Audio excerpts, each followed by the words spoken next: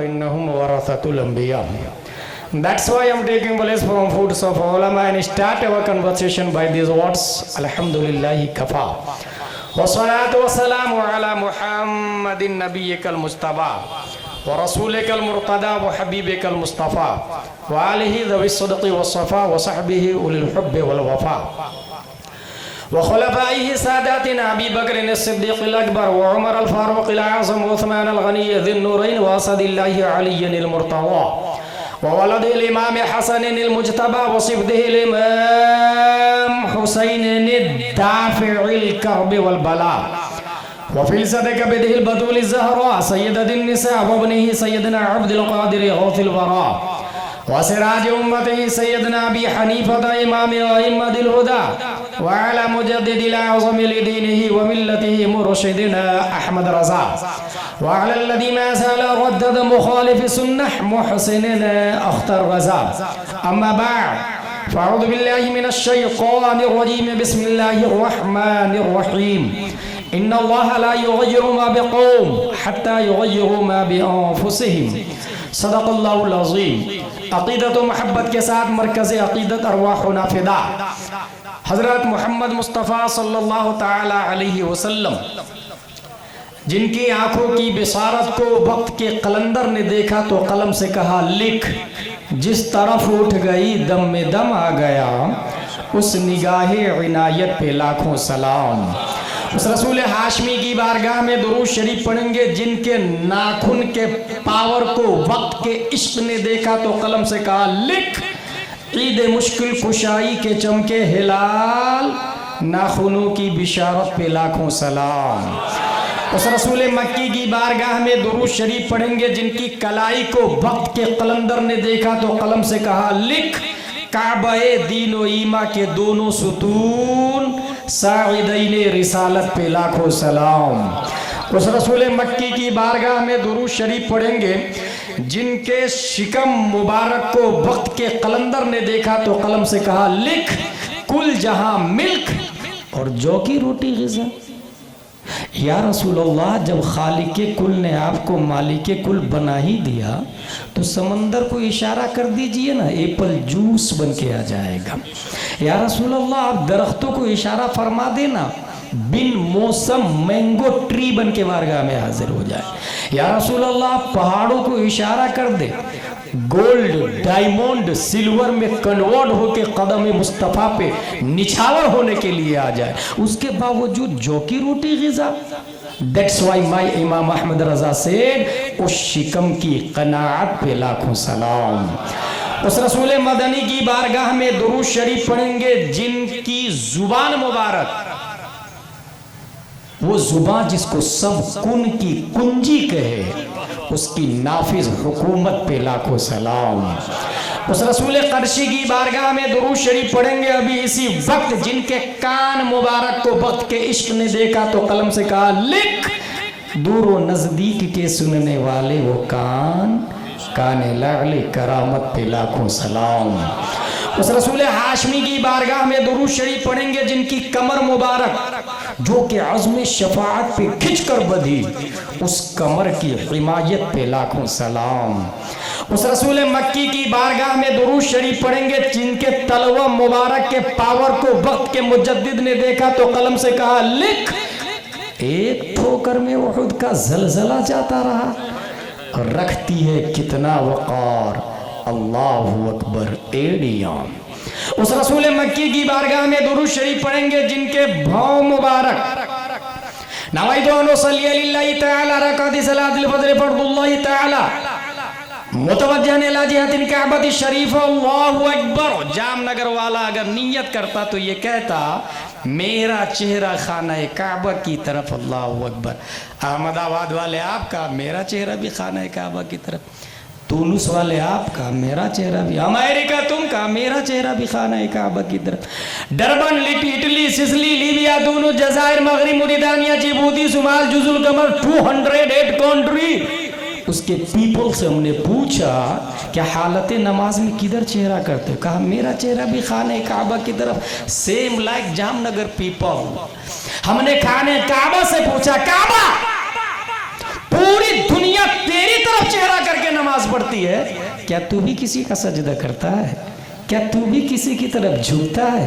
तो खाना काबा जवाब देता अपने गिलाफ, अपने तअत्तुर, अपने तकद्दुस, अपनी हुर्मत समेत कि पूरी दुनिया मेरी तरफ चेहरा करके नमाज पढ़ती है, किसी जात को अगर मैं सजदा करता हूं तो वो आमीना का लाल है, वो उम्मत का गमखार है। बरेली का इमाम इस मोमेंट की तर्जमानी करता तो कलम से कहता, लिख, जिनके सजदे को मेहराबे काबा झुकी उन भवों की लताफत पे लाखों सलाम। सुभान अल्लाह, सुभान अल्लाह। अकीदत व मोहब्बत के साथ दुरूद शरीफ पढ़ते हैं। अल्लाहुम्मा सल्ली अला सय्यदना व मौलाना मुहम्मद व आलिहि व सहबिहि बारिक वसल्लम। सलातु व सलामुन अलैका या रसूलल्लाह सल्लल्लाहु तआला अलैहि वसल्लम। Today my topic is target of Mustafa सल्लल्लाहु अलैहि वसल्लम, मकसद हयात। जैसा कि मैंने स्टार्टिंग में बताया था, बुनियाद में इतना जान ले कि नबी आए क्यों।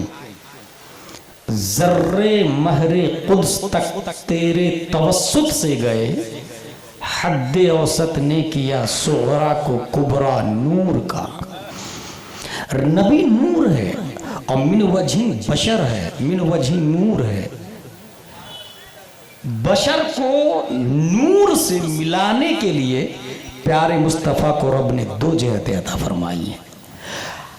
हम लोग रब तक कैसे पहुंचे, इसके लिए रब्बे कदीर ने हुजूर सल्लल्लाहु अलैहि वसल्लम को मारिज़ वजूद में किया और एक सिस्टम, एक रास्ता दिया जिसको हम लोग इस्लामिक हाईवे सिराते मुस्तकीम के नाम से याद करते हैं। आप लोग याद रखिएगा, Islam it is not able to catch, able to touch, able to watch, कि मैं पॉकेट में रखा और कहा I have a Muslim, I have a Islam in my pocket. No, Islam नाम है बिलीव का, इस्लाम नाम है फेथ का, इस्लाम नाम है मानने का। हुजूर सल्लल्लाहु तआला अलैहि वसल्लम जो लेकर के आए उसको मानना, ये इस्लाम है। हम लोगों ने, और दुनिया में इस वक्त कोई ऐसा आदमी नहीं है जिसने अपने माबूद को देखा हो, ठीक है, लेकिन रब ने कहा, रब ने नबी को भेजा और नबी ने कहा कि मैंने देखा है अल्लाह को। हम लोगों ने मान लिया, हमने नहीं देखा, मगर हाँ देखने वाली आंखों को हमने जरूर देखा है। वाया वाया हुजूर सल्लल्लाहु तआला अलैहि वसल्लम 63 साल के बाद इस दुनिया से तशरीफ ले गए। उनका जुमला है, हयाती खैरुल लकुम व ममाती खैरुल लकुम, मेरा आना भी खैर है, मेरा जाना भी खैर है। याद रखिएगा, जामनगर में कोई ऐसा आदमी नहीं है जिसका पैदा होना भी अच्छा हो और मरना भी अच्छा हो, बल्कि पूरी दुनिया में ऐसा कोई आदमी नहीं है सिवाय हमारे नबी सल्लल्लाहु तआला अलैहि वसल्लम की। वो खुद फरमाते हयाती खैरुल लकुम व ममाती खैरुल लकुम, मेरा आना भी खैर है, मेरा जाना भी खैर है। नबी इस्लाम दे करके गए, लेकिन आज अगर कोई कॉन्स्टिट्यूशन ऑफ इस्लाम पर ऑब्जेक्शन लेता है, डिफेंस कौन करेगा? हमारे नबी के बाद कोई नबी नहीं आएंगे। Allah is the one and this message conveyed to Adam, Nuh, Sheikh, Zakaria, Saleh, Lut, Shuaib, Hud, Ibrahim, Ismail, Musa, Isa, and its final form revealed the last messenger, Muhammad sallallahu ta'ala alayhi wasallam. After the prophet, nobody will come in form of the nubuwwah, because Allah said in Holy Quran, Ma kana Muhammadun aba ahadin min rijalikum walakin Rasulullah wa khataman nabiyyin. That is last messenger. लेकिन इस्लाम का निज़ाम चलेगा कैसे? इसके लिए अल्लाह ने नबी के बाद नाइबे नबी को पैदा करना शुरू किया, और नबी का मुकम्मल नाइब हर सदी में कोई ना कोई मुजद्दिद होता है। पहली सदी हिजरी में नबी के नाइब मुजद्दिद है उमर बिन अब्दुल अजीज। दूसरी सदी हिजरी के मुजद्दिद है इमाम मोहम्मद बिन इदरीस शाफई। तीसरी सदी हिजरी के मुजद्दिद है इमाम अबुल हसन अल अशअरी। चौथी सदी हिजरी के मुजद्दिद है इमाम अबू हामिद अल अस्फराइनी। पांचवी सदी हिजरी के मुजद्दिद है इमाम गजाली। छठवीं सदी हिजरी के मुजद्दिद है इमाम फखरुद्दीन राजी। सातवीं सदी हिजरी के मुजद्दिद है इमाम तकीयुद्दीन अद-दकीक। आठवीं सदी हिजरी के मुजद्दिद है इमाम ज़ैनुद्दीन इराकी।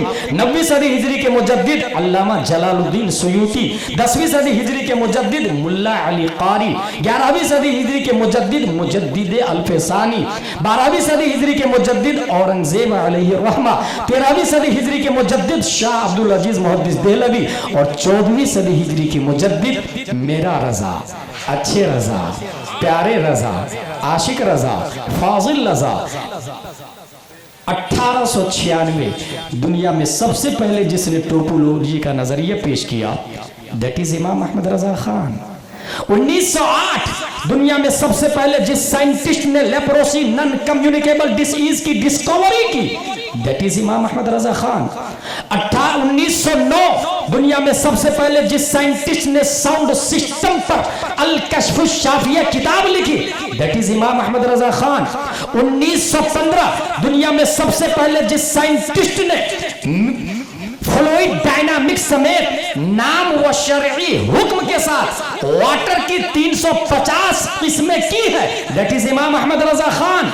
1916 ईस्वी दुनिया में सबसे पहले जिस साइंटिस्ट ने मिनरल फिजिक्स मिट्टी और पत्थर की स्टोन और क्ले की 311 काइंड्स जिसने किया है दैट इज इमाम अहमद रजा खान। 1919 ईस्वी दुनिया में सबसे पहले जिस साइंटिस्ट ने एटमी पावर पर अल कलिमतुल मुल्हिमा लिखकर वमज़क़नाहुम कुल्ल मुमज़्ज़क़ कुरान की आयत से इस्तिदलाल कर कर न्यूटन आइंस्टाइन का 5 दलीलों से जनाजा निकालकर बुतलान के कफन पहनाकर जमीन खोद के हमेशा के लिए जिसको दफन कर दिया वो कोई और नहीं इमाम अहमद रजा खान। 1919 ईस्वी दुनिया में सबसे पहले जिस साइंटिस्ट ने गर्दिश जमीन के खिलाफ 105 दलीलें देकर 4 किताबें लिखकर दुनिया के तमाम साइंसदानों की तहकीक पर आखिरी कील ठोक दी कोई और नहीं इमाम अहमद रजा खान। जिनकी लकीरों की पैमाइश रसदगाहों में है, जिनकी मानवी तहकीक की गहराई रिसर्च सेंटरों में है, जिनकी अर्शी मफाहिम की कमाने चांद सूरज ही नहीं दायरतुल बुरूज को भी अपने इहाते में ले चुकी है, जिनकी मोहब्बत से तय करे इश्क को परवाज़े मदीना का सलीका मिलता है, जिनकी बारगाह में माउंट एवरेस्ट की चट्टानों पर हम जामनगर के सुन्नी मुसलमान हमेशा के लिए ये लिखने को तैयार हैं अहले तुमको रजा मुसल्लम, हर इल्म फन की शाही तुमको रजा मुसल्लम, फिक्र नजर की शाही तुमको रजा मुसल्लम, मुल्के सुखन की शाही तुमको रजा मुसल्लम, जिस सिमत आ गए हो सिक्का बटा दिए। नारे तकबीर, नारे रिसालत, सरकार की आमद, सरकार की आमद, मसलके आला हजरत। ये निज़ामे मुस्तफ़ा को नाइबे मुस्तफ़ा क़यामत तक चलाते रहेंगे, क़यामत तक। हुज़ूर सल्लल्लाहु ताला अलैहि वसल्लम का हक़ है हम पर, याद रखिएगा। अल्लाह का हक़ अल्लाह चाहे तो माफ़ फरमा दे, उसकी मशीयत, लेकिन बंदे का हक़ इसके लिए पहले वो अदा करना पड़ता है। फॉर एग्जाम्पल, आपने किसी से 1 रुपया लिया और फिर जाके हज करने चले गए और वो 1 रुपया वापस नहीं किया, नो, वो 1 रुपया वाला जो गुनाह है वो माफ़ नहीं होगा। मैदान महशर में वो पकड़ेगा आपसे। 1 इंच ज़मीन मकान बना रहे थे, आपने राज मिस्त्री से कहा 1 इंच उधर दबा के बना, मैं निपट लूँगा उससे, उसने दबा के बना लिया। 1-2 हज नहीं 10-15 हज कर ले आप, पहले वो 1 इंच वापस करे, 10-15 मंजिला बिल्डिंग तोड़ें, वरना मैदान महशर में तमाम हज का सवाब उधर ट्रांसफर होगा जिसकी 1 इंच जमीन या 1 रुपया लिया। और आपके पास कुछ बचा नहीं तो जानते, फिर उससे पूछेगा अल्लाह, अब तू राजी है? उसके सब हज की नेकियां तुझे दे दी। नहीं मौला, ये दादागिरी भी करता था और गाली भी देता था। फिर उसके गुनाह इधर ट्रांसफर होंगे और फिर इसके पास 0 बचेगा, सिवाय जहन्नम के कोई ऑप्शन नहीं होगा। इसलिए बंदे का हक याद रखिएगा। कुछ लोग सूद के पैसा से, हराम के पैसा से, चोरी के पैसा से 11वीं शरीफ, 12वीं शरीफ, उम्रा शरीफ, हज शरीफ, मस्जिद शरीफ, मदरसा शरीफ भी बना डालते हैं। नियम यह है कि जिसने हराम के पैसे को अल्लाह के राह में दिया इस नीयत से कि अल्लाह सवाब देगा, वो दायरा इस्लाम से भी बाहर हो जाता है। सवाब की नियत नहीं की तो हराम है, लेकिन सवाब की नियत की तो वो आउट ऑफ इस्लाम ही हो जाता है। और इसकी मिसाल ऐसी ही है जैसे कुआं के अंदर कुत्ता मर गया, मुफ्ती साहब ने मसला बताया, पूरा पानी निकाला जाए तब कुआं पाक होगा। पूरा पानी निकाल लिया आपने, मुफ्ती साहब पूरा पानी निकाल दिया, कुआं पाक हुआ कि नहीं? मुफ्ती साहब ने कहा कुत्ते को निकाला कि नहीं? कहा वो तो आपने कहा ही नहीं। कहा पहले कुत्ते को निकाल। वो 1 रुपया पहले वापस, वो 1 इंच जमीन पहले वापस। कोई ये ना कहे हज करने से सारा गुनाह माफ हो जाता। कहाँ लिखा सारा गुनाह माफ? मैंने तो नहीं पढ़ा, फतावा रज़विया में तो ये लिखा हुआ है कि बंदे का हक माफ नहीं होता, कितना भी हज कर ले, कितनी भी मस्जिदें बना ले, कितनी भी नियाज़ें करवा ले, इसलिए कभी भी बंदे का हक नहीं मारिएगा। हुजूर सल्लल्लाहु तआला अलैहि वसल्लम के 3 हुकूक हैं, लविंग, रिस्पेक्टिंग, फॉलोइंग, प्यार, ताज़ीम और इत्तिबा। नबी से सबसे पहले प्यार करना होगा, ये पहला हक है नबी का उम्मत पर, पहला हक है। और जब तक हक नहीं अदा करेगा कोई ये नहीं बोल सकता कि मैं आशिक रसूल हूं। नॉनसेंस, लायर, झूठ, चीटर, फ्रेब दे रहा हूं अपने आप को। नबी का पहला हक प्यार। कितना प्यार करेंगे इसका एक बेहतरीन फार्मूला आपको कुरान से बताता हूं, कितना प्यार करेंगे। कुरान शरीफ में आया लन तनालुल बिर्रा हत्ता तुनफिकू मिम्मा तुहिब्बून। सबसे ज्यादा जिससे आप प्यार करते हैं उसको अल्लाह की बारगाह में कुर्बान करें। ये प्यार का तरीका होता है। एक इंसान है नमाज पढ़ने को तैयार है मगर 1 रुपया भी चंदा देने को तैयार नहीं होता है।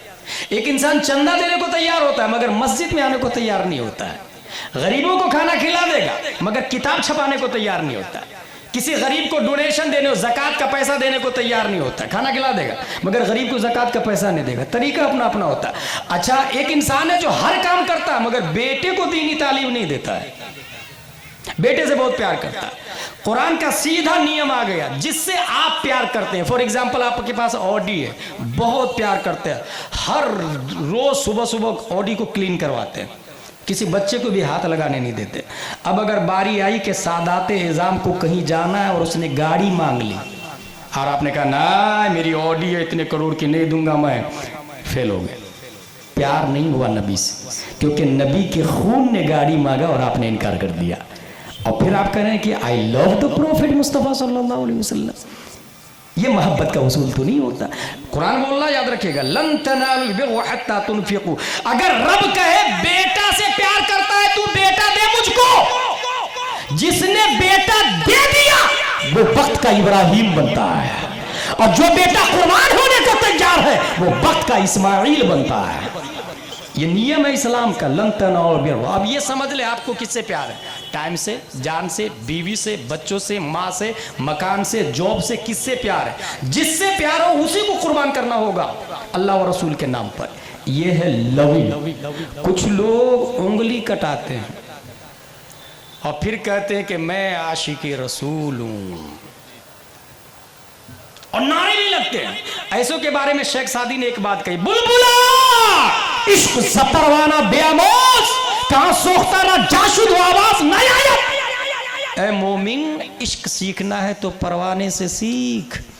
शमा की मोहब्बत में जान दे दिया और एक बार भी नहीं बोला मैं आशिक शमा हूं। बगैर कफन के उसकी लाश नाली के किनारे बल्ब के नीचे पड़ी हुई है, हवा के दोष पे उसकी बॉडी को उड़ा दिया जा रहा है, कोई पुरसाने हाल नहीं है, मगर वो कभी नहीं बोलता कि मैं प्यार करता हूं शमा से। ऐ इंसान, अगर तुमको नबी से प्यार है तो इतना प्यार कर, इतना प्यार कर कि फना फिल्लाह हो जा, फना फिल मुस्तफा हो जा, तुझे खुद की भी खबर ना हो।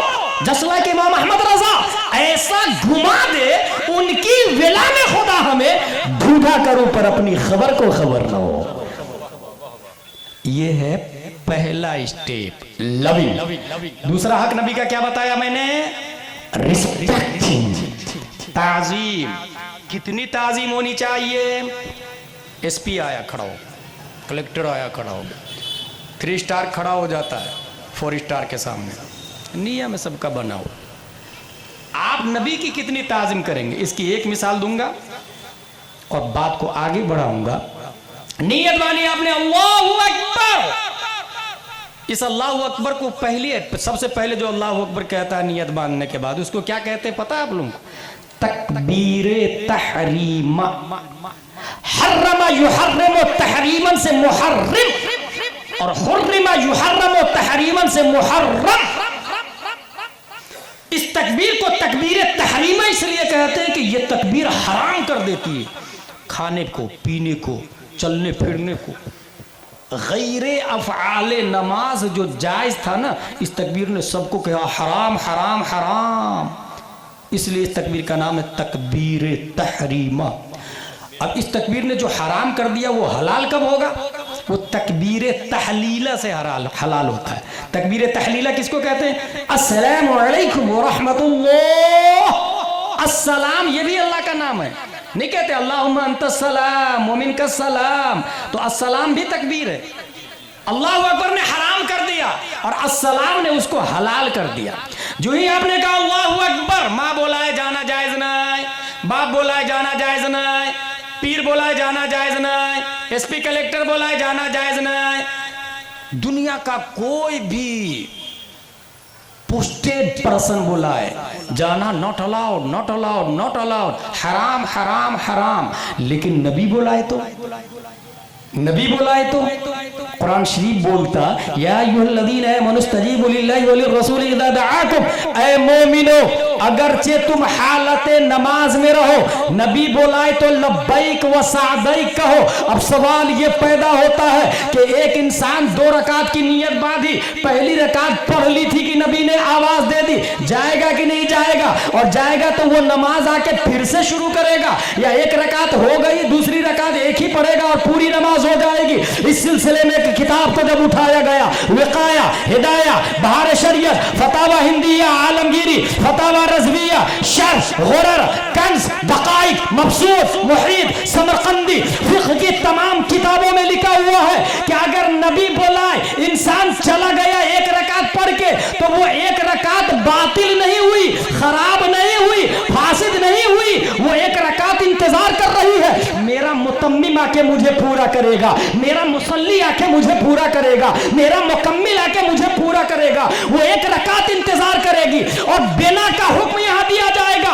अब सवाल यह है, नबी के काम में आधा घंटा लग गया तब भी वो रकात नहीं जाएगी? जवाब है नहीं नहीं, वो रकात तब भी नहीं जाएगी। तो फिर नबी का काम करना ये नमाज को फासिद क्यों नहीं करता? तो फुक़हा कहते हैं नबी का काम भी अफ़आले नमाज में है, इसलिए वो नमाज कामिल होगी। बल्कि गुलाम बोलता है जिस नमाज में नबी ने बुला लिया, नमाजी की नमाजों में सबसे बेहतर वही नमाज है। नारे तकबीर, नारे रिसालत, सरकार की आमद। और ये जितनी बातें मैं बोल रहा हूँ ना, सब किताबों से याद रखिएगा। अल्हम्दुलिल्लाह अज़ीम, हमारे ये हजरत जानते हैं, मसाला ढूंढ के फतावा रज़विया से, तफसीर की किताबों से फिर तकरीर तैयार करता हूँ, मेहनत करता हूँ, दलाइल के साथ में बोलता हूँ, ताकि कहीं भी कोई भी, एक बार अलीगढ़ में खड़ा हो गया था तकरीर करने के लिए, मैं स्टूडेंट ने खड़े होकर सवाल करना शुरू कर दिया, अल्हम्दुलिल्लाह कुरान और हदीस और साइंस से तशफ़ी बख्श जवाब दिया उसको मैंने। 3 हुकूक है नबी के, लविंग, रिस्पेक्टिंग, 2 हो गए, फॉलोइंग, पैरवी, इत्तिबा। नबी की इत्तिबा अगर नहीं करता है आदमी, नबी का हक अदा नहीं हुआ। और नबी की इत्तिबा करने के सिलसिले में आप ये देखें कि नबी ने क्या क्या किया है। इत्तिबा का ये मतलब होता, नबी ने जो जो किया हम करेंगे। एक सहाबी रास्ते से गुजर रहे थे, इत्तिबा की मिसाल दे रहा हूं, कितनी इत्तिबा करेंगे। एक सहाबी रास्ते से गुजर रहे थे, उनको याद आया कि इधर से कई साल पहले हमारे नबी गुजरे थे और उनका अमामा बबूल के कांटे में फंस गया था।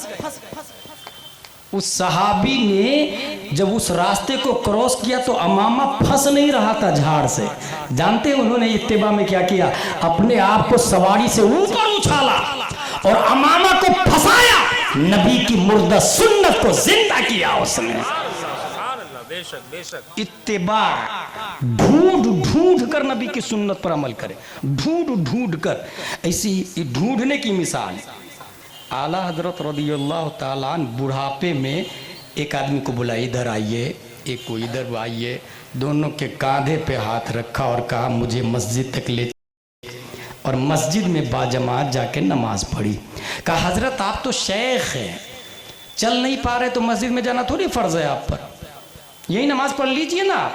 आला हजरत जवाब देते हैं नबी जब ज़ईफ हो गए थे ज़ाहिरन तो सहाबा को बुलाया और उनके कांधों के सहारे मस्जिद नबवी में गए। ये सुन्नत जवानी में मैं अमल ही नहीं कर सकता इस पर। अब अगर मैं घर में पढ़ लिया तो ये सुन्नत जिंदा कैसे होगी? यही तो मौका है, यही तो मौका है नबी की इस सुन्नत को जिंदा करने का। इत्तिबा, तो नबी के 3 हुकूक है, रिस्पेक्टिंग, लविंग, फॉलोइंग। नबी ने दीन के काम की खातिर मकान भी छोड़ा है, जायदाद भी छोड़ा है, वक्त आए तो हमें भी छोड़ना होगा। निज़ाम मुस्तफ़ा को आगे बढ़ाने के लिए कुछ तारीखी पॉइंट्स आपकी निगाहों के सामने रखता हूँ। कुरान की आयत जो मैंने पढ़ी उसका माना है Allah will not change the condition of people until they change what is in themselves. कुव्वत फिक्र नज़र पहले होती है मफलूज, तब किसी कौम की अज़मत पे ज़वाल आता है। 711 ईस्वी की एक बात है, स्पेन में जुल्म बहुत ज्यादा हो रहा है। लोग डर के मारे यहूदी से परेशान होकर मूसा बिन नुसैर के शुमाली अफ्रीका में जा रहे हैं। मूसा बिन नुसैर ने क्या किया, तारिक बिन जियाद को 7000 फौज देकर स्पेन भेज दिया। 1 दिन, 2 दिन, 3 दिन लड़ाई हुई, रिजल्ट नॉट आउट। तारिक बिन जियाद ने प्लान चेंज किया, जिस कश्ती पर बैठकर आए थे उसमें माचिस लगा दी, उसे जला दिया और फिर अपनी कौम से कहा अय्युहन्नास अय्नल मफर अल बहर में वराइकुम वल अदु अमामकुम वलैसा लकुम वल्लाहि इल्ला सिद्क़ वस्सब्र। Bro where are you going? जाओगे कहां? सामने दुश्मन है, पीछे समंदर है जिसमें डॉल्फिन, शार्क, व्हेल, मगरमच्छ, कहां जाओगे? सिवाय एलाए कलिमाए हक के देयर इज नो वे। फिर जो लड़ाई हुई है ना, चंद घंटों में स्पेन की छाती पर मुस्तफा का झंडा लहराने लग जाता है। 1 साल नहीं, 2 साल नहीं, तारीख में आया है कि 800 साल तक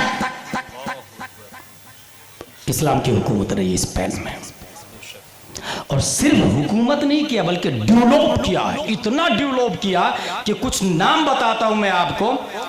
मुफस्सिर कुरान इमाम कुर्तुबी इस्लामिक स्पेन की पैदावार है।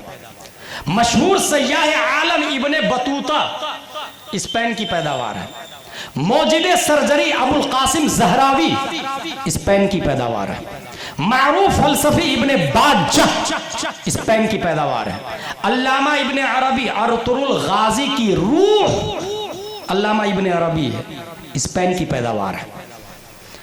मारूफ तबीब इब्ने रुश्द स्पेन की पैदावार है। अजीम मुअर्रिख इब्ने खुल्दून स्पेन की पैदावार है। माहिर फल्कियात शरीफ इदरीसी स्पेन की पैदावार है। हवाई जहाज किसने बनाया? ये इंडिगो, कतर एयरलाइंस, विस्तारा किसने बनाया? इसका थॉट सबसे पहले जिसने दिया है वो इस्लामिक स्पेन में अब्बास बिन फरनास ने दिया है। और वो उड़ाया भी फ्लाइट को, लैंडिंग के वक्त आग लगी थी और वो मर गया। नजरिया तो दिया ना अब्बास बिन फरनास। ये जो ग्लास में, कांच के गिलास में अपने लोग जो पानी पीते हैं ना, सबसे पहले कांच का गिलास अब्बास बिन फरनासी ने चिकनी मिट्टी को पका करके बनाया है। और आगे चले, नामवर तबीब इब्ने हैसम स्पेन की पैदावार है।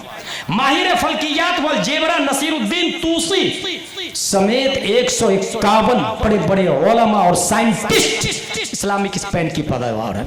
मेडिकल कॉलेज में मेडिकल साइंस के स्टूडेंट को यह बताया जाता है the proud fact reminds that the Arabs of Spain were the principal source of new learning for western Europe.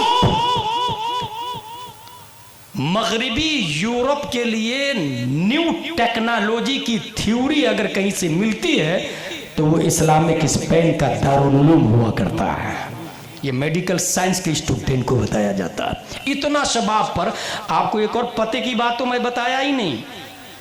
Astronomy, astrology, mathematics, medical science, chemistry, botany, ज्योग्राफिया, philosophy, logic, history, हमारे बाप दादा की पैदावार ये फनून है। ये सब हमारे बाप दादा ने तकरीबन, अभी तो प्रेस है ना, किताब प्रेस से छपती है ना, उस जमाने में हाथ से किताब की लिखाई होती थी। 6 लाख से ज्यादा हाथ से लिखी हुई किताब सिर्फ एक शहर कुर्तुबा के अंदर मौजूद थी। 6 लाख किताबें। जामनगर में कितनी किताबें? रतन भाई मस्जिद में जाके देखे। इसलिए vice committee, Hasan Husain vice committee से मैं कहूंगा कि बुखारी शरीफ, मुस्लिम शरीफ भी मस्जिद में रखवाएं, और अगर रखवाई है तो अल्लाह ताला उनके बाजू में कुव्वते हैदरी अता फरमाए। 6 लाख किताबें हाथ से लिखी हुई, बल्कि कुर्तुबा के मशरिकी मोहल्ले में 170 खातून कुरान शरीफ को खत्ते कूफी में लिखने में महारत ताम्मा हासिल लगती थी। खातून कुरान शरीफ लिखती थी, जाके माँ बहनों के कहे तो सूरह फातिहा लिख करके बताए, उसका तर्जमा लिख करके बताए। कितनी? 170 खातून खत्ते कूफी में कुरान लिखती थी और इतनी अच्छी किताबत करती थी कि पूरी दुनिया में उनका जवाब नहीं था। सिर्फ कुर्तुबा शहर में 20,000 किताब की दुकानें थी, 20,000। मगर रोने वाली बात यह है कि बाप बेटे की लड़ाई हुई और स्पेन में इस्लाम का खात्मा हो जाता। बाप का नाम है अबुल हसन और बेटा है अबू अब्दुल्ला। उस जमाने के सलीबियों का लीडर है फर्डिनेंड। फिर से नाम याद रखे, फर्डिनेंड। उसकी बीवी उससे ज्यादा कमीनी इजाबिला। दोनों ने कसम खा लिया कि स्पेन से इस्लाम को खत्म कर देना है। और फिर अबुल हसन के बेटे अबू अब्दुल्ला को रिश्वत दिया। कहां तू बाप के पीछे पड़ा हुआ बाप का साथ देता है, तुझे अल बशरात का मालिक बना देता हूं, बाप के साथ लड़ाई कर। ये ऐसे ही हुआ है जैसे साद के बेटे इब्ने साद से कहा गया था, तुझे रे का मालिक बना देता हूं, हुसैन बिन अली का मर्डर कर। बिल्कुल यही हाल है। साद जन्नती अपने सर को हथेली पे लिए नबी के हुक्म पर कुर्बान करने को तैयार, और बेटा इतना बड़ा जहन्नमी है। रे की हुकूमत लिया और हुसैन बिन अली के मुकाबले में करबला पहुंच जाता और दायमी जहन्नम खरीद ली उसने। बाप अबुल हसन, बेटा अबू अब्दुल्ला। फर्डिनेंड ने कहा, क्या तू बाप के साथ लड़ रहा? ये अल बशरात का मालिक तुझे बनाया। बोले मुझे क्या करना होगा? कहा स्पेन की चाबी मेरे हवाले कर दे। अल्लाहु अकबर। बाप से जंग किया बेटे ने। कहीं आपके यहाँ ऐसा तो नहीं हो रहा कि इस्लाम की खातिर आपका बेटा आपसे जंग करता है? अगर ऐसा हो रहा है तो think about your son and change his life, his activities, he walking, he minding, he thinking ideas and style. बाप बेटे की लड़ाई है। बेटे ने बाप के साथ गद्दारी की, चाबी दे दिया, बाप से लड़ा, तलवारें चली है भाई बाप बेटे में। और इस तरीके से स्पेन का खात्मा होता है, इस्लाम का खात्मा स्पेन से। चाबी देते समय बोरिया बिस्तर उठा के अल बशरात जा रहा था और 800 साला इमारतें, बिल्डिंगें सब देख करके रो रहा था। छोड़ के जा रहा है इस्लामिक स्पेन को। 800 साल तक हम थे यहाँ पर, हमारे बाप दादा थे। माँ ने एक तारीखी जुमला कहा, बेटा जिसकी हिफाजत तुम मर्दों की तरह नहीं कर सके, उसके छिन जाने पर औरतों की तरह आंसू बहाने से क्या फायदा। ये तारीखी जुमला है जो माँ ने कहा था, माँ ने कहा था। खत्म हो गया इस्लाम। दूसरा मुल्क है टर्की। 1280 हिजरी में सुलेमान शाह का पोता है उस्मान, सल्तनत उस्मानिया की बुनियाद रखता है। और चलने लगता है। निज़ाम चलते चलते चलते इन लोगों ने भी बहुत काम किया, मस्जिद, मदरसा, एक से एक कारनामे। 600 साल तक 3 बर्रे आज़मों पर हुकूमत रही है, जिसमें एशिया, यूरोप और शुमाली अफ्रीका इंक्लूड है। इतने पावरफुल थे कि रतन भाई मस्जिद कमेटी होगी, मुतवल्ली होंगे। वो लोग थे टर्की में, खाना काबा के मुतवल्ली थे, रहते थे टर्की में और मस्जिद नबवी के मुतवल्ली थे। सोचे आप क्या हाल होगा, इतना पावरफुल, इतना पावरफुल। 600 साल तक फर्स्ट वर्ल्ड वॉर की एंडिंग पर इसी स्पेन में मीटिंग होती है। और स्पेन में मीटिंग में जानते क्या नियम पास किया गया? सल्तनत उस्मानिया को डिलीट करो, क्रॉस का निशान लगा, वहां हमारा आदमी रहेगा।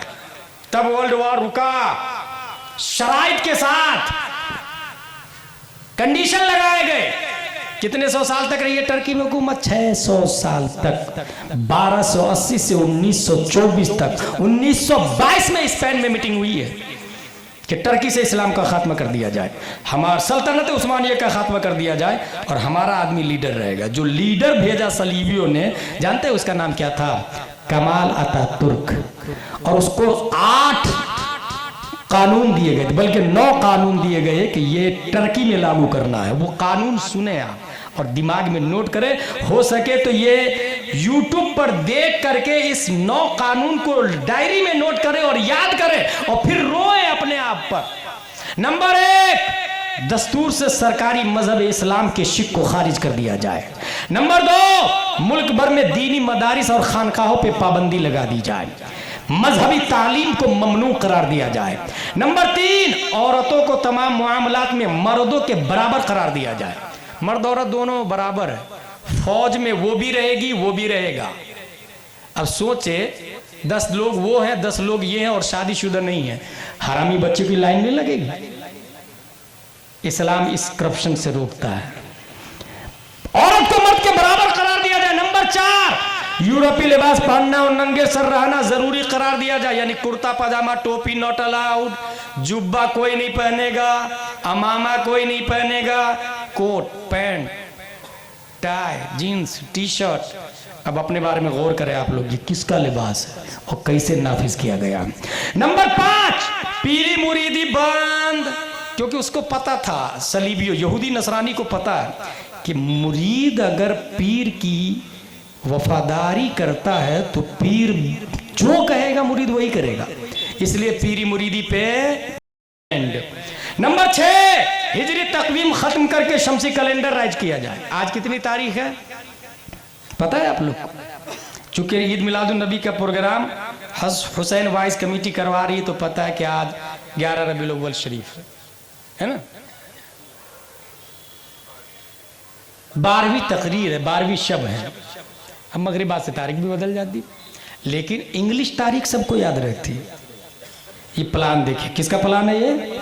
कमाल अतातुर्क का। हिजरी तकवीम खत्म कर दी जाए, शमसी कैलेंडर लागू किया जाए। 2022 चलेगा, अक्टूबर चलेगा, जनवरी फरवरी मार्च अप्रैल चलेगा और आगे चले। नंबर 7, जुमा को छुट्टी नहीं होगी। Friday is not holiday day, Sunday को छुट्टी होगी। सोचे संडे को छुट्टी किसकी देन है। नंबर 8, अरबी जुबान पर पाबंदी। कुरान अरबी में शाये नहीं होगा। किस भाषा में शाये होगा? कुरान टर्किश में शाये होगा। अब जब कुरान टर्किश में शाये होगा तो बताइए अल्हम्दु कैसे पढ़ेंगे? हल्क, दरमियाने हल्क से ऐन टर्किश में कैसे निकालेंगे? इंग्लिश में कैसे निकालेंगे? हिंदी में कैसे निकालेंगे? प्लान देखिए कितना खतरनाक है, कुरान को डैमेज करने का प्लान। टर्किश में कुरान छपेगा, अरबी में नहीं। नंबर 9, कोई भी नमाज अरबी में नहीं पढ़ेगा, सूरह फातिहा अरबी में नहीं, अल्लाहु अकबर अरबी में नहीं कहेंगे, टर्किश में कहेंगे। ये 9 कानून दिया था किसने? कमाल अतातुर्क सलीबियों ने। और इस तरीके से टर्की से इस्लाम का खात्मा हो रहा ऐन ऐसे माहौल में कि ठीक स्पेन की तरह टर्की से भी इस्लाम को हमेशा के लिए खत्म करना था। परवरदिगार आलम ने नबी का नायब बनाकर टर्की की धरती पर एक मर्द कलंदर को शेख महमूद आफंदी के नाम से पैदा फरमाता है। ये मर्द मुजाहिद, मदरसा पे पाबंदी है, याद रखिएगा, खानका पर, पीरी मुरीदी पर, प्रेस पर, किताबों पर, कुरान पर, सब पे पाबंदी लगी है। ये मर्द मुजाहिद माँ बाप से हाफिज कुरान बनता है। पता चला माँ बाप पढ़े लिखे होने चाहिए, फिर कोई भी माहौल आ जाए हम इस्लाम की हिफाजत कर लेंगे। माँ बाप से हाफिज कुरान बना, आलिम छुप छुपा के बन गया, माँ बाप से मसाइल सीखा, अल्लामा बना। अब उसके बाद में उसने सोच लिया मैं स्पेन की तरह इस्लाम को मिटने नहीं दूंगा। गांव वालों के पास गया, भाई भाई अपने बच्चे को दीजिए ना, मैं उसे आलिम बनाऊंगा। नहीं नहीं, कमाल अतातुर्क की फौज गोली से उड़ा देगी, मैं नहीं दूंगा। मायूस नहीं हुए, दूसरे घर, तीसरे घर, कुछ लोगों ने दिया। शेख महमूद आफंदी ने बच्चे को लिए। अब बच्चे को लेने के बाद खेत में ले गए, और खेत में ले जाने के बाद बच्चों को आगाह कर दिया, सुनो बच्चों, अगर फौज आएगी तो सब खेती करने लग जाना, और फौज चली जाएगी तो जैसे मैं बोलूं वैसे बोलना। कागज कलम नोटबुक के पाबंदी है, स्लेट पेंसिल पे पाबंदी है, याद रखिएगा। अब फौज नहीं है, शेख महमूद आफंदी बच्चों को सामने बैठा के कहते हैं, बच्चों सुनो, अलिफ ऐसा खड़ा होता है, बा ऐसा होता है, उसके नीचे एक नुक्ता होता है, ता भी ऐसा ही होता है, उसके ऊपर दो नुक्ते लगे हुए होते हैं, नून भी ऐसा ही होता, थोड़ा सा राउंड में, उसके बीच में एक नुक्ता लगा हुआ होता है। उंगलियों के इशारे से अलिफ से लेकर या तक ही नहीं बल्कि कुरान शरीफ तक पढ़ना सिखाया। सिर्फ कुरान शरीफ नहीं, वुजू में 4 फराइज है, चेहरा धोना, हाथ धोना, मसा करना, पाँव धोना। गुस्ल में 3 फराइज है, कुल्ली करना, नाक साफ करना, पूरे बदन पे पानी बहाना।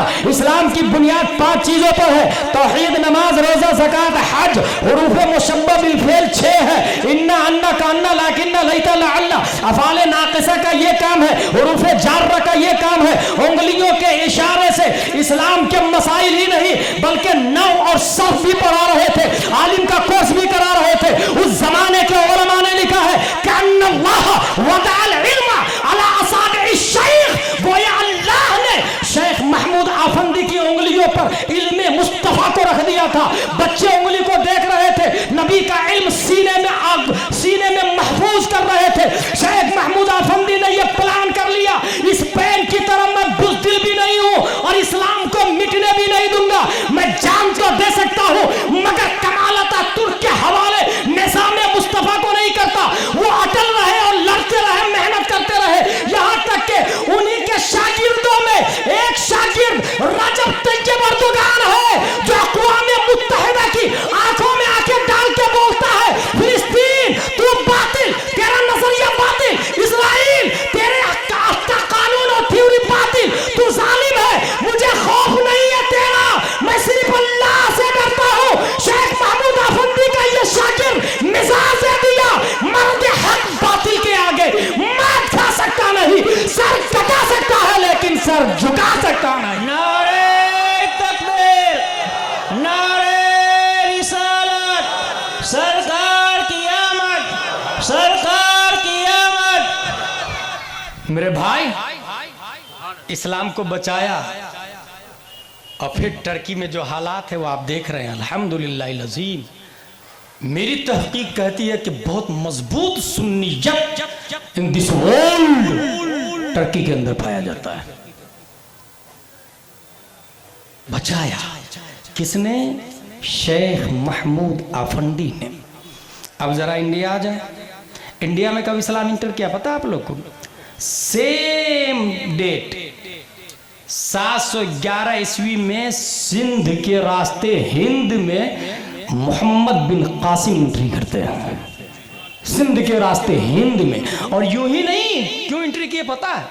श्रीलंका से कश्तियां जा रही थी बिजनेस करके, कुछ लोगों का इंतकाल हुआ था तो उनकी डेड बॉडी भी रखी हुई थी, अरब की कश्तियां थी, ताजिर लोग आए थे, जब जा रहे थे दाहिर के लोगों ने कब्जा कर लिया उस पर। उसमें एक खातून थी, उसने पुकारा, ओ हज्जाज, ओ हज्जाज, ओ हज्जाज। ये खबर हज्जाज बिन यूसुफ को लगी तो उसने कहा मैं यहाँ हूँ, मैं यहाँ हूँ, मैं यहाँ हूँ। और फिर मोहम्मद बिन कासिम को भेजा है।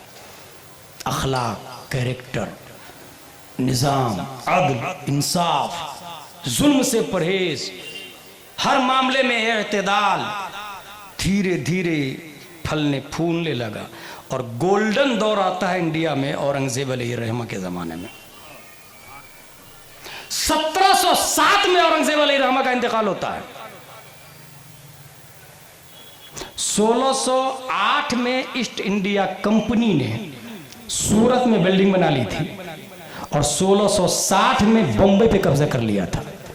धीरे धीरे अपना पांव हाथ सब फैला रहे थे। 1857 में फाइनली जंग बहादुर शाह जफर के साथ लड़ी गई है। 2 लाख लोग शहीद हुए, 2 लाख मुस्लिम, उसमें 50,000 से ज्यादा उलमा थे। पता है आप लोग को? 50,000 से ज्यादा उलमा। इसलिए मैं अभी हाल ही में कहीं तकरीर किया और उसका टॉपिक ही था आलिम है तो इस्लाम है। यही टॉपिक था, आलिम है तो इस्लाम है। आप खुद ही इमेजिन करें अगर सब उलमा मर जाएं, इंतकाल कर जाएं, आप अभी हमारी तकरीर सुन रहे हैं, आपके पास इस्लाम रहेगा बाद में। और कोई ये ना कहे मैं यूट्यूब से सीख लूंगा, फेसबुक, ट्विटर, गूगल से सीख लूंगा। ना ना ना, यूट्यूब जाहिले मुतलक से भी बदतर है। यूट्यूब अल्लामा नहीं है, गूगल अल्लामा नहीं है, फेसबुक अल्लामा नहीं है। जिस तरह एक कंप्यूटर बिल्कुल जमादात से है, उसके अंदर जो आप डालते हैं वही वो बोलता है ना।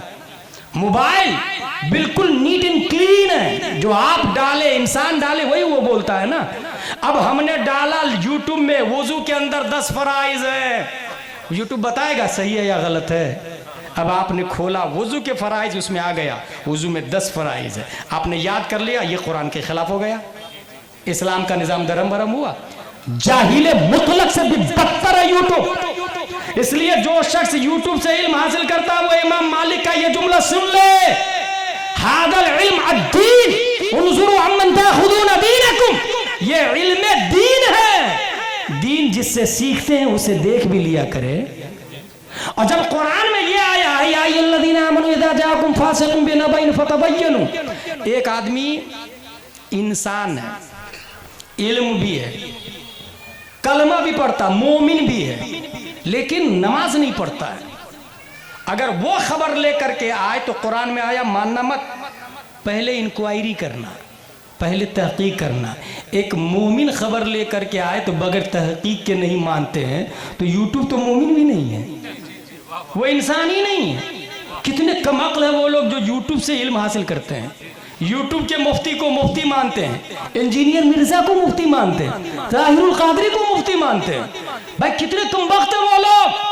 अल्हम्दुलिल्लाह हमारा उलमा और हमारे मुजद्दिद ये गूगल, फेसबुक, ट्विटर और यूट्यूब के मोहताज नहीं है। जिस जमाने में यूट्यूब का नामो निशान भी नहीं था, अगर मेरा इमाम कलम उठाता है, जिस मसले का हवाला अल्लामा शामी को भी 1 से 2 मिलता है, इमाम अहमद रजा खान अगर उसके हवाले को तलाशने लगते हैं तो एक मसला के नीचे 10 हवाला बगैर गूगल और यूट्यूब को देकर ये साबित कर देते हैं ओरिजिनल इस्लाम टेक्नोलॉजी का मोहताज नहीं है। जिस जमाने में मोमिन होंगे वहां इल्म मुस्तफा पाया जाएगा। नारे तकबीर, नारे रिसालत, मसलके आला हजरत, सरकार की आमद। ईमानदारी से आप लोग बताएं, क्या यूट्यूब बताता है मैं सही बोल रहा हूं, मैं गलत बोल रहा हूं? गूगल बताता है ऐसा, फेसबुक बताता है ऐसा, सबकी बात को वो लेता है।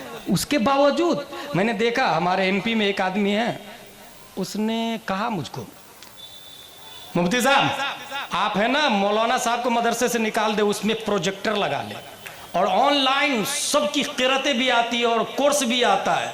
मैंने कहा सबसे पहले मौलाना बनाकर नबी ने जिसको भेजा है वो मुसअब बिन उमैर है, और उनको 3 नियम दिया था, अन युक़रिअहुमुल कुरान व युअल्लिमहुमुल इस्लाम व युफ़क़्क़िहुहुम फ़िद्दीन। मौलाना और यूट्यूब का फ़र्क बता रहा हूँ मैं। मुसअब जाओ मदीने वाले को कुरान पढ़ाना, इस्लाम सिखाना और दीन समझाना। गौर कीजिएगा, कुरान के बाद इस्लाम का लफ्ज़ क्यों आया? क्योंकि हर कारी मोमिन नहीं होता, इस्लाम का आगे समझ में आए। अब कुरान और इस्लाम तो सब कुछ आ गया ना ना। दीन समझाना, ये दीन समझाने का क्या मतलब है, उसकी मिसाल सुनिए। जिस वक्त शिया अलग हो रहे थे, शिया अलग हो रहे थे, हजरत अली की मोहब्बत का दावा भर के और नाम लेके उसने दलील दिया, इनिल हुक्मु इल्ला लिल्लाह। ए अली, आपने जो हकम बनाया ना, मैं नहीं मानता उस हकम को, हाकिम अल्लाह है। और दलील कुरान की आयत पेश किया, इनिल हुक्मु इल्ला लिल्लाह। अब दीन समझाना क्या है वो देखे। हजरत अली फरमाते हैं बात सही कही उसने, मगर नीयत बातिल है। के बारे में क्या कहा हजरत अली ने, बात सही कही। क्यों बात सही क्यों? कुरान की आयत है, कोई गलत बोल सकता है कुरान की आयत? बात सही कही, नीयत बातिल है। नीयत क्या थी? सहाबा लड़ते रहे, मरते रहे, कत्ल होते रहे। बात सही है, नीयत बातिल है। क्या यूट्यूब ये बताएगा, गूगल ये बताएगा कि ये जुमला सही है, नीयत बातिल है? यूट्यूब नीयत को समझ ही नहीं पाता है, गूगल नीयत को समझ ही नहीं पाता, फेसबुक नीयत को समझ ही नहीं पाता। एक और मिसाल दूं, मुफ्ती आजम हिंद से सवाल होता है मुंबई में, हजरत जैद मस्जिद का इमाम है, वो कहता है सिर्फ कुरान और हदीस का मानने वाला मोमिन नहीं है, फिक्र को भी मानना पड़ेगा, यानी इमाम आजम के कानून को भी मानना पड़ेगा। सिर्फ कुरान और हदीस का मानने वाला मोमिन नहीं है, फिक्र को भी मानना पड़ेगा। क्या जैद इमाम का जुमला सही है? अब मुफ्ती आजम हिंद का तफक्को देखे, ये गूगल नहीं बताएगा। मुफ्ती आजम हिंद फरमाते हैं बात गलत है, नीयत सही है। क्या बात है। फिर से सुने, हजरत अली ने कहा था बात सही, नीयत बातिल। मुफ्ती आजम कह रहे हैं कि बात गलत, नीयत सही। क्योंकि नीयत क्या है? नीयत यह है कि आज का इंसान कुरान और हदीस से डायरेक्ट मसला निकाल ही नहीं सकता। मसला निकालने के लिए मुज्तहिद होना पड़ेगा, और मसला निकाल के इमाम आजम ने दिया है। इसको यूं समझे कि मैं डॉक्टर भी नहीं हूं और दवाई भी खुद से लिखूंगा, ऐसा हो सकता है क्या? तो इमाम का कहना यह है कि फिक्र को मानना पड़ेगा आज के जमाने में। ये नीयत सही है, लेकिन जुमला गलत है। जुमला क्यों गलत है? क्योंकि फिक्र बाद में बना, कुरान और हदीस पहले है। फिक्र का वजूद बाद में, कुरान और हदीस पहले। कुरान और हदीस का मानने वाला मोमिन है। हाँ, कुरान और हदीस का मानना ये बगैर फिक्र के हो ही नहीं पाता है। इसलिए बात गलत, नीयत सही। ये गूगल बताएगा, ये फेसबुक बताएगा, ये ट्विटर बताएगा। ये आला हजरत का एक तफक्को बताओ, काफिर का जूठा पाक है कि नापाक? फिर से सुने, ये गूगल नहीं बताएगा। काफिर का जूठा पाक है कि नापाक? उसमें लिखा हुआ है काफिर। ये मसला अशरफ अली थानवी से पूछा गया, जानते क्या जवाब दिया? काफिर का जूठा पाक। ठीक है, आला हजरत से ये मसला पूछा गया, दीन की समझ बता रहा हूं। आला हजरत फरमाते हैं काफिर के जूठे की 3 किस्में हैं। अगर शराब पी के पानी पी रहा है तो उसका जूठा नापाक है, और अगर कुल्ली किया या नहीं किया शक हो तो उसका जूठा मकरूह है, और अगर यकीन हो कि कुल्ली भी कर लिया, शराब भी नहीं पिया, मुर्दार भी नहीं खाया है, तो एहतियात औला है कि न पिए, क्योंकि जूठा पीते हैं तबर्रुक के तौर पर, और तबर्रुक बड़ों से हासिल की जाती, और वो बड़े हैं नहीं। ये गूगल बताएगा, ये फेसबुक बताएगा, ये ट्विटर बताएगा। इसलिए अल्हम्दुलिल्लाह हम लोग ताजुश शरिया को मानते हैं, जो ट्विटर के मोहताज नहीं है। गुजरात में काजी गुजरात सैयद सलीम बाबू को मानते हैं, जो गूगल के मोहताज नहीं है। अल्हम्दुलिल्लाह अज़ीम। तो नबी ने मुसअब बिन उमैर से क्या कहा? कुरान पढ़ाइएगा, इस्लाम सिखाइएगा, दीन समझाइएगा।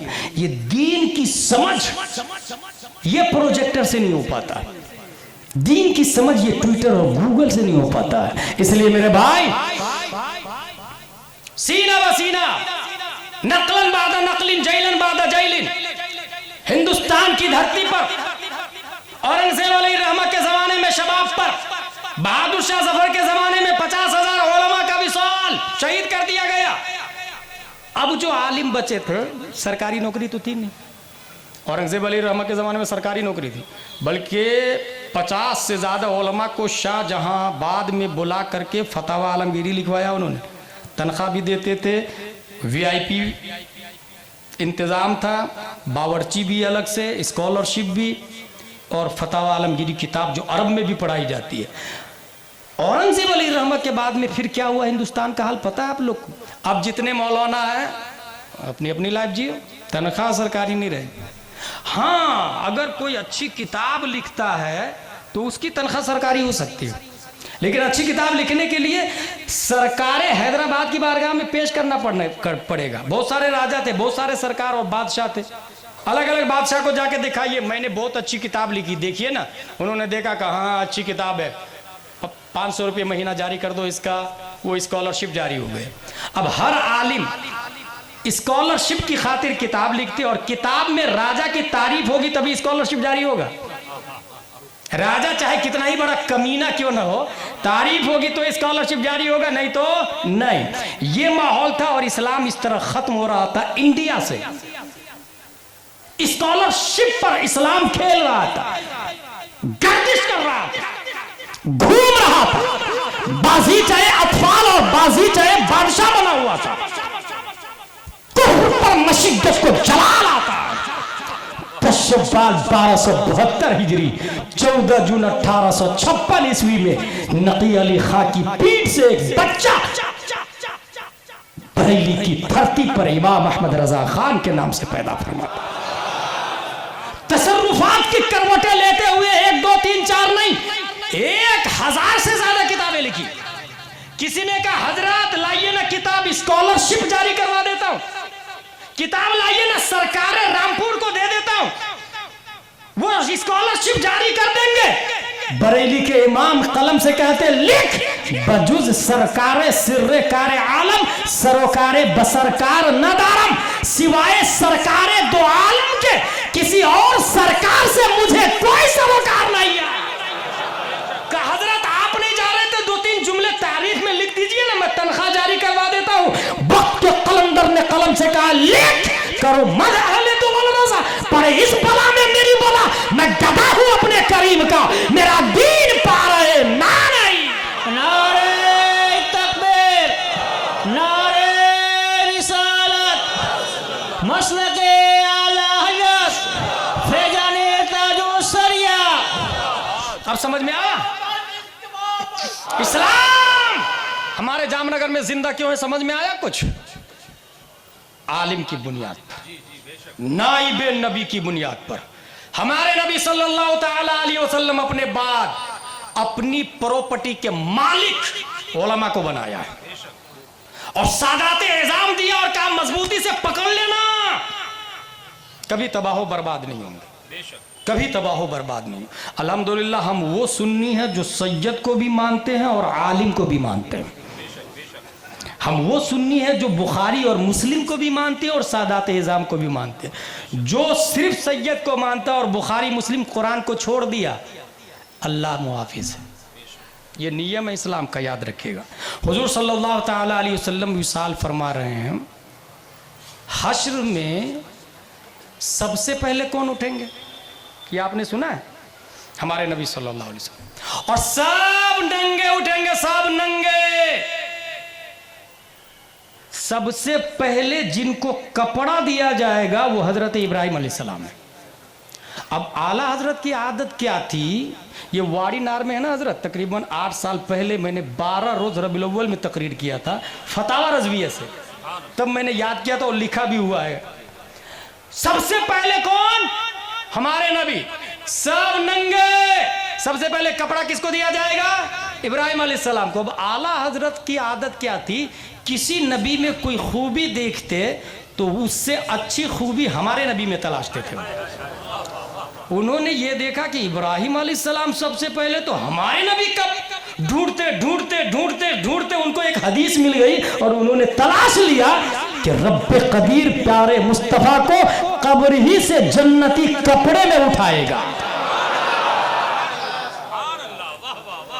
औरतें भी सब नंगी उठेगी। अब कुछ औरतें ना दुनिया में जो बेपर्दा रहती है, वो सुने, अगर वो ये चाहती हैं कि हश्र में लोगों के सामने ज़्यादा देर बेपर्दा न रहें तो दुनिया में पर्दे में रहें। दुनिया में जो जितना ज़्यादा पर्दे में रहेगी, हश्र में उसी को सबसे पहले कपड़ा मिलेगा। और दुनिया में थोड़ा सा आस्तीन कलाई खोल के दिखाया ना, सोच ले मैदान महशर में जामनगर के बूढ़े बच्चे आदम अलैहिस्सलाम से लेकर अभी तक सब लोग होंगे और उसके सामने खातून नंगी होगी, क्या हाल होगा। और ये मेरे पास हदीस है। क्या हदीस है मेरे पास? सबसे पहले और सबसे ज्यादा पर्दे में अगर किसी को जन्नत की तरफ भेजा जाएगा और जब भी वो गुजरेगी तो आवाज आएगी, या अहलल जमी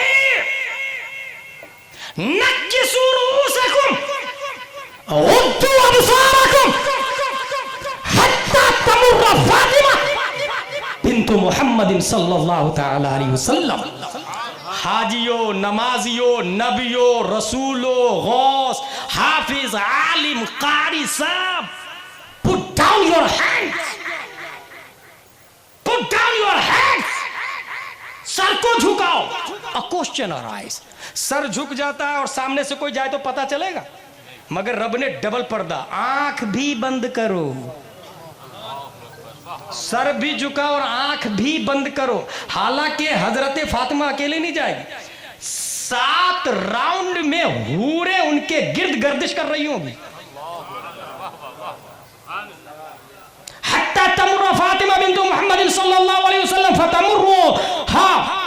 फतमुर्रु मआ 70,000 जारिया मिनल हूरिल ईन कमर्रिल बर्क।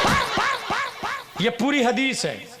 70,000 70,000 सिक्योरिटी होगी। जिस तरह एक तारे के गिर्द कई तारे घूमते हैं ना, ऐसी हजरत फातिमा स्पीड से जा रही है, उनके गिर्द एक सिक्योरिटी होगी, वो राउंडिंग में होगी, घूम भी रही होगी और चल भी रही होगी। उसके बाद दूसरी जेड सिक्योरिटी, जिसको कहले आसान लफ्जों में। अच्छा, हदीस में क्या आया?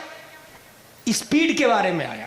अगर यहां से मोटरसाइकिल 20 की स्पीड में जाए तो हम पहचान लेंगे ये मोटा भाई जा रहे हैं, रतन भाई मस्जिद वाले हैं। लेकिन 50 की स्पीड में जाए तो जरा तवज्जो से देखना पड़ेगा, हाँ मोटाई भाई थे। लेकिन 200 की स्पीड में हो तो जब तक सोचे, जब तक गया 200 स्पीड का सिर्फ यह हाल है ना।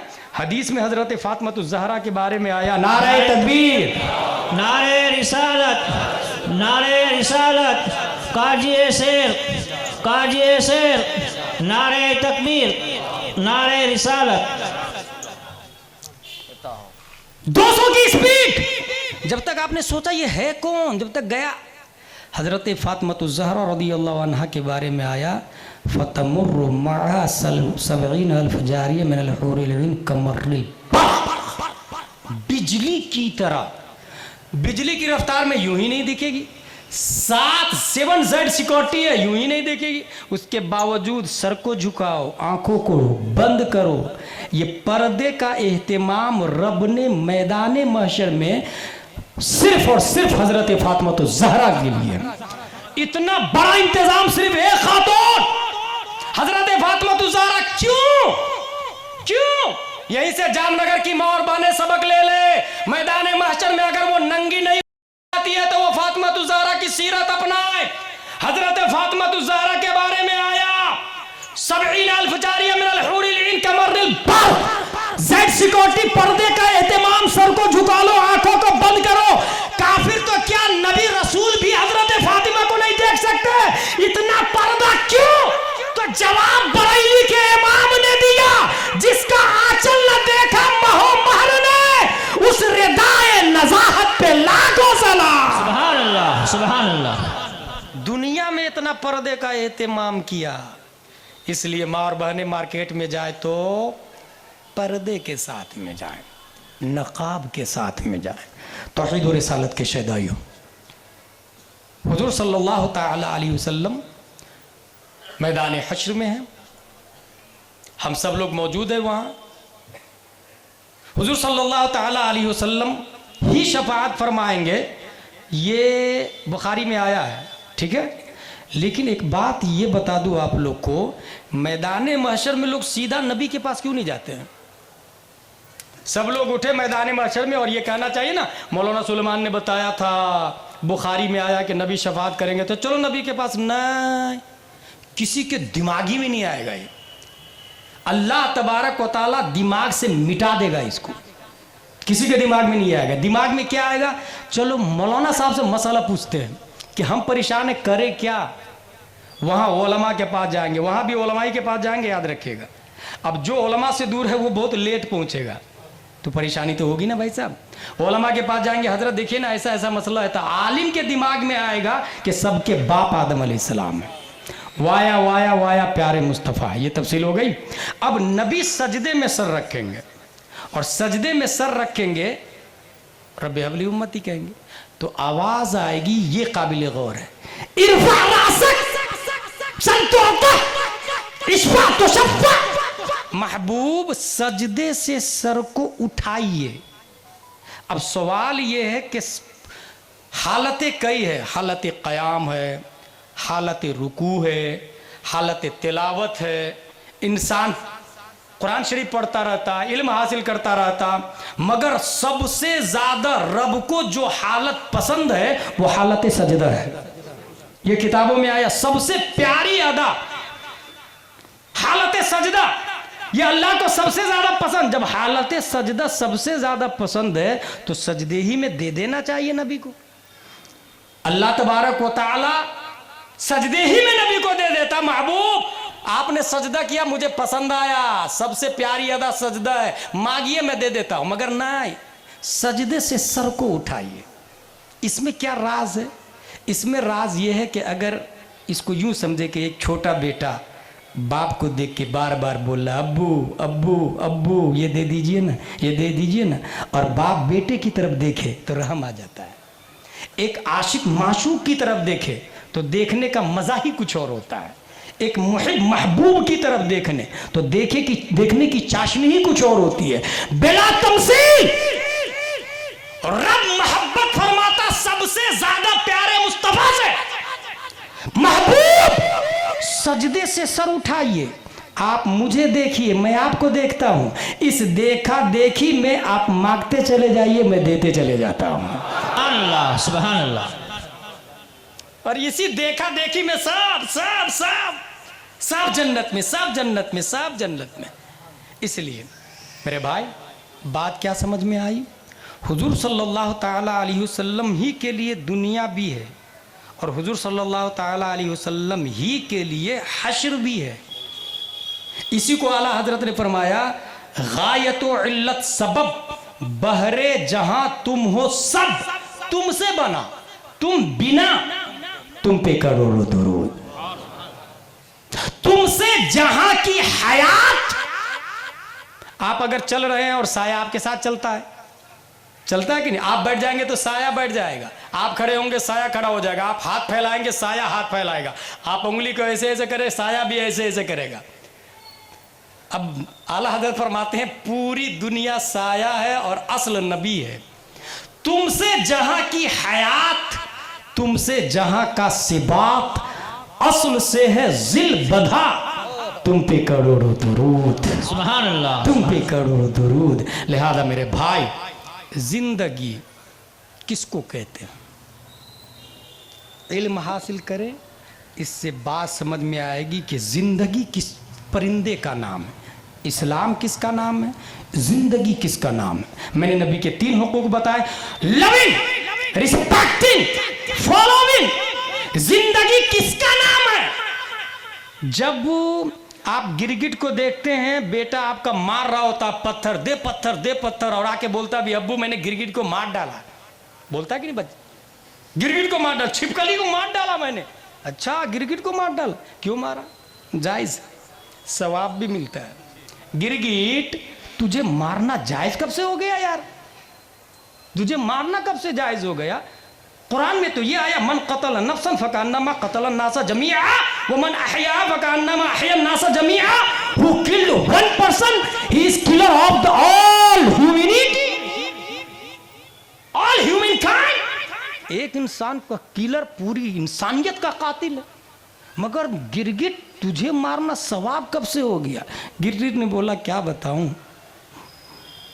वक्त के नबी इब्राहिम अलैहिस्सलाम थे, बस मैं फूंक मार दिया था ताकि वो जल के खाक हो जाए, उसकी सजा मुझे मिल गई, मेरी किस्मत में मौत मौत मौत।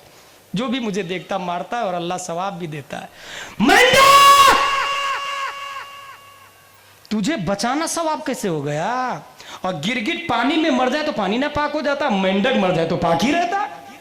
मेंढक तुझे बचाना सवाब कैसे और तू पाक कैसे? तेरी किस्मत में जिंदगी क्यों?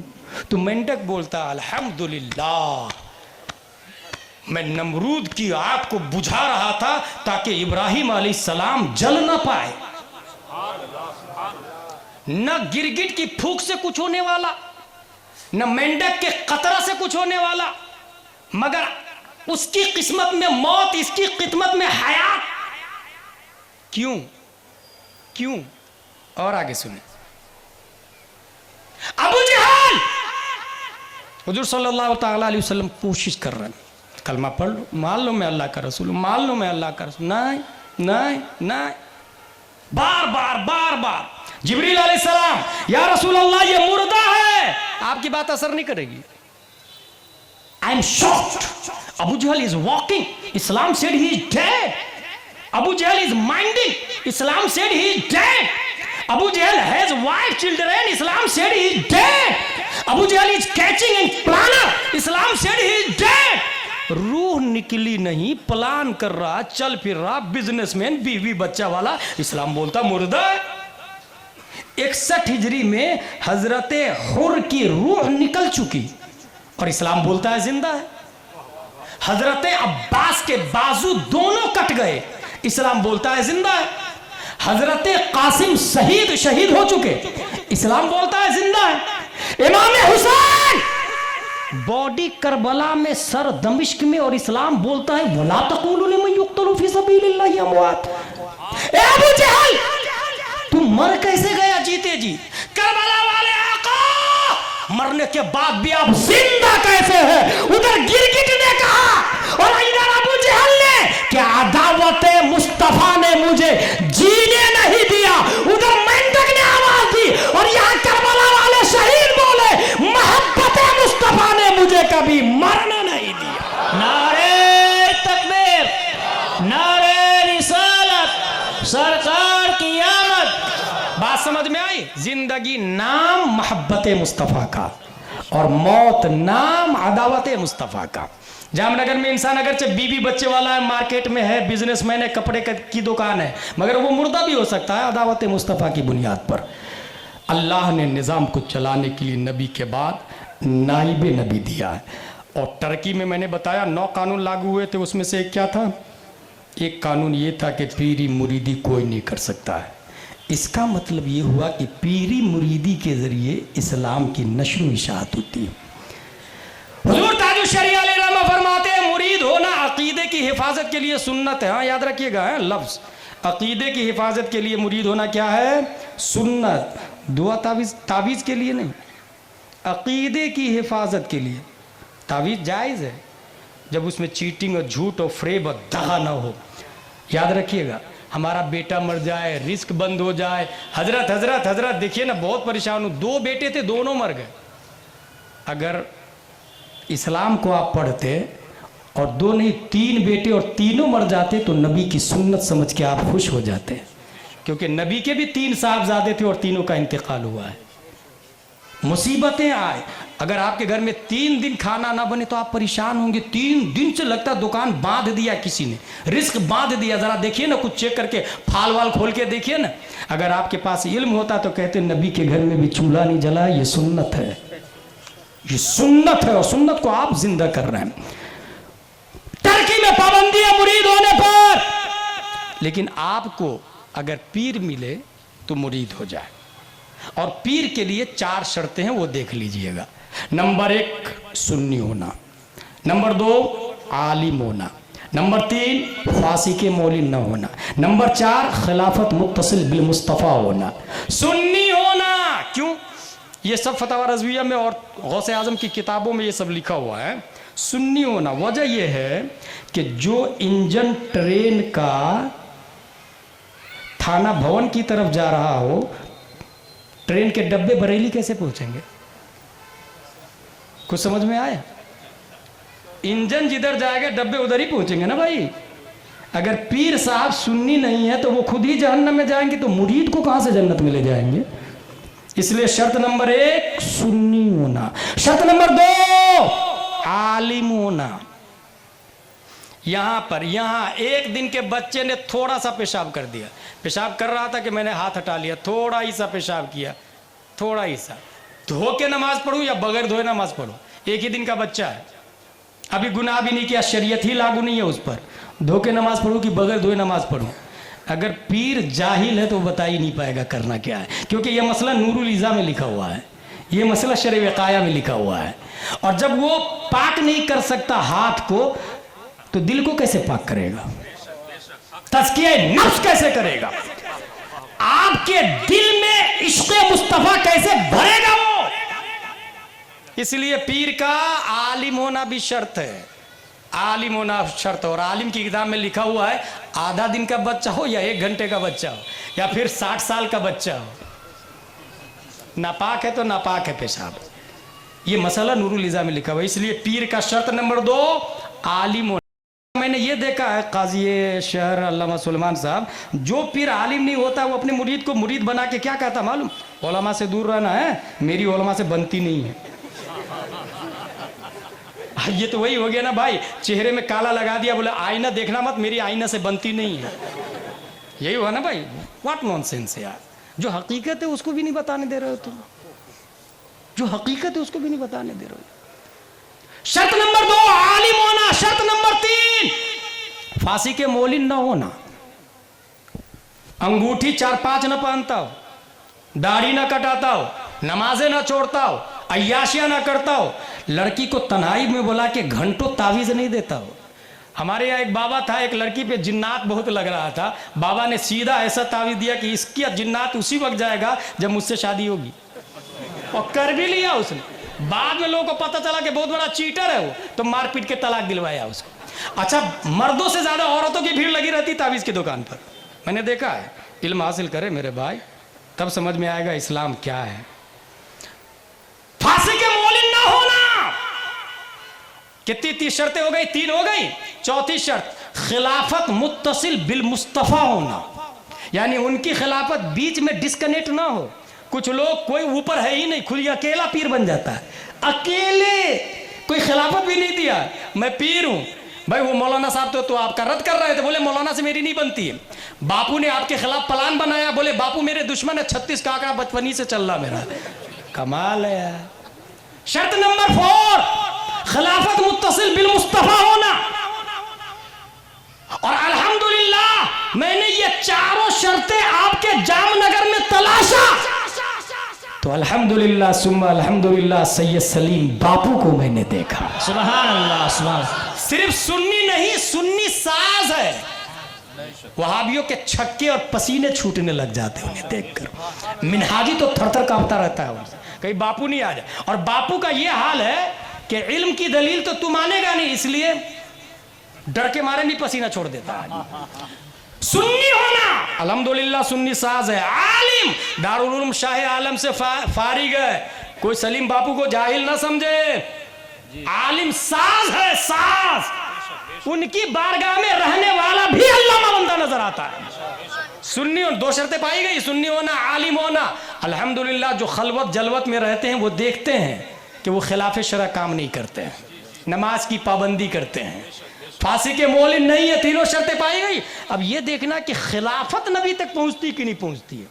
तो मैंने तलाशना शुरू किया कि बापू की खिलाफत को ज़रा चेक किया जाए कि नबी तक पहुंचती कि नहीं पहुंचती है। इसके लिए मैंने किताब खोल के देखा तो ये लिखा हुआ था कि हुजूर सल्लल्लाहु अलैहि वसल्लम ने खिलाफत दी अबू बकर, उमर, उस्मान और अली को।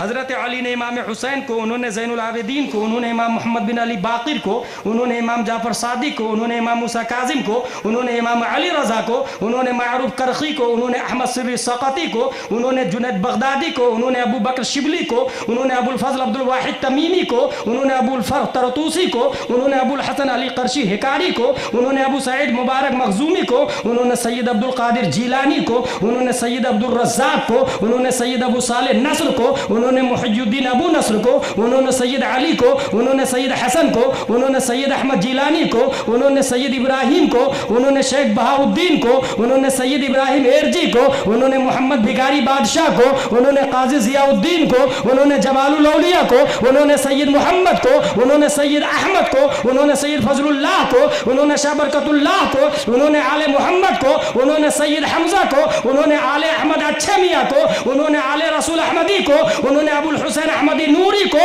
उन्होंने इमाम अहमद रजा को, उन्होंने मुफ्ती आजम मुस्तफा रजा को, उन्होंने बरेली के ताजु शरिया को, और उन्होंने सैयद सलीम बापू काजी गुजरात को। नारे तकबीर, नारे रिसालत, आले रसूल, काजी गुजरात, काजी गुजरात। ये तो पीर होने की 4 शर्तें बताई गई। एक और चीज है जो शर्त पर सुहागा है, एक और चीज है जो शर्त पर सुहागा है। सोने पर सुहागा जिसको कहते हैं ना, वही वाली बात, सोने पर सुहागा। ये 4 शर्तों से कोई भी पीर बन सकता है। मसला सुन ले, रतनबाई मस्जिद के कमेटी में किसी के अंदर ये 4 शर्तें पाई जाए वो पीर बन सकता है। पूरी दुनिया में कोई भी काफिर भी है और कलमा पढ़ लिया, 4 शर्तें पाई गई, वो पीर बन सकता है। अल्लामा आशिकुर रहमान का नाम नहीं सुना तो सुन ले आप लोग। पूरी उड़ीसा में पूरी के मंदिर के पुजारी के भतीजे अल्लामा आशिकुर रहमान, और इतने बड़े मोमिन और कलमा पढ़ के इतने बड़े मोमिन बने हैं कि मुफ्ती आले मुस्तफ़ा अली रहमा अमजदिया वाले कह रहे थे कि मुसलमान बनाना तो कमाल है, लेकिन इतना बड़ा अल्लामा बनाना।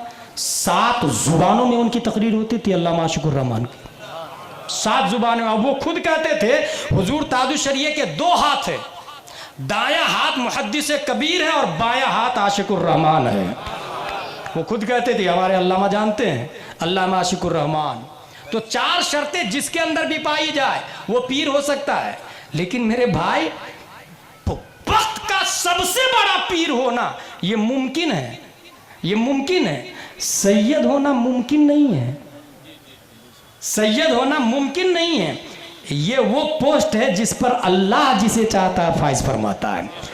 सलीम बापू में 4 शर्तें तो है ही, ये 4 शर्तें कसबी है, और अल्लाह ने जो गिफ्ट दिया है वो ये कि आपको सैयद के घरों में पैदा फरमाया। सुभान अल्लाह, सुभान अल्लाह।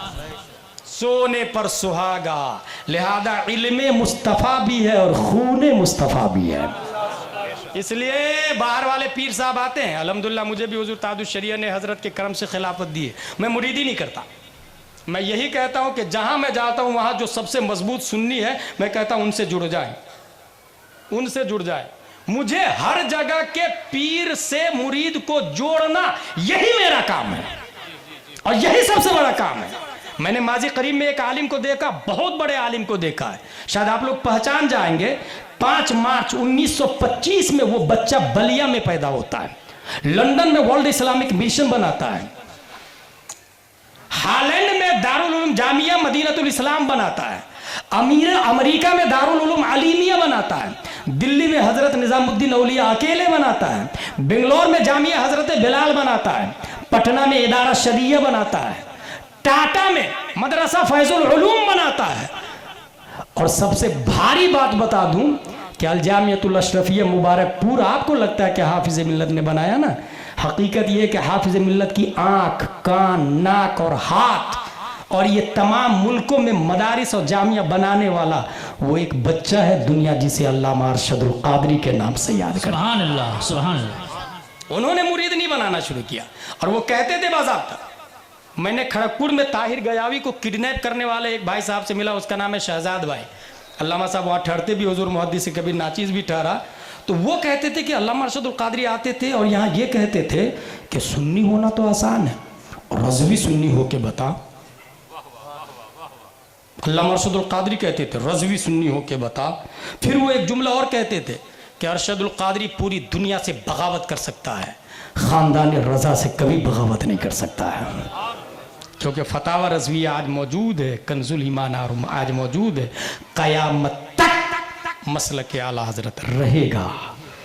तौहीद और रिसालत के शहदाइयों, इसलिए जो लोग मुरीद नहीं हुए हैं काजी गुजरात सैयद सलीम बापू, उनके खलीफा अल्लामा सुलेमान, जहाँ जिनको मौका मिले मरने से पहले, अच्छा कोई ये नहीं सोचे कि है मैं पढ़ा लिखा आदमी हूँ, उर्दू भी अरबी भी और बहार शरीयत भी पढ़ लेता हूँ तो मुझे मुरीद होने की ज़रूरत नहीं है। ना, अगर आपके दिमाग में ये कीड़ा दौड़ रहा ना तो उसको डिलीट कर दीजिएगा। इमाम फ़खरुद्दीन राजी वाली बात से, उनके नज़र के वक्त शैतान आया और कहा अल्लाह एक है, बोले हाँ है ना, बोले दलील, बोले अल्लाह हुआ, बोले उसको दलील को काट दिया, शैतान ने धड़क से काटा। शैतान है भाई, वो खुद ही बहुत बड़ा अल्लामा है।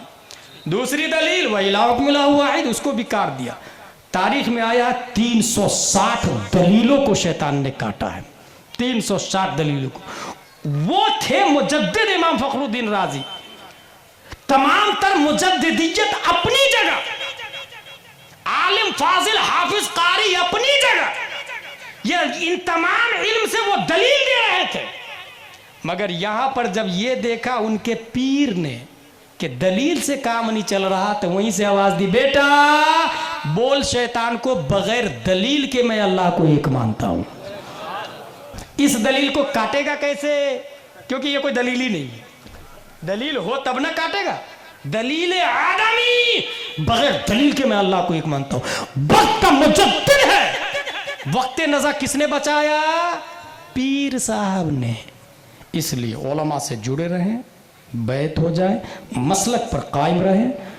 अल्लाह तबारक व तआला जिन लोगों ने दामे दिल में कदम सुख ने हिस्सा लिया, उन्हें दीन की समझ अता फरमाए, आफत व बलियात से महफूज फरमाए, रूए ज़मीन पर तमाम कलमा गो को गलबा अता फरमाए। वमा अलैना इल्लल बलाग। अस्सलामु अलैकुम। अब आपके सामने खलीफा ताजुश शरिया, खलीफा काजी गुजरात सैयद सलीम बापू, अल आलिम अल फाजिल अल मुहतरम अल मुकर्रम अल मुशर्रफ अल्लामा सुलेमान बरकाती माइक।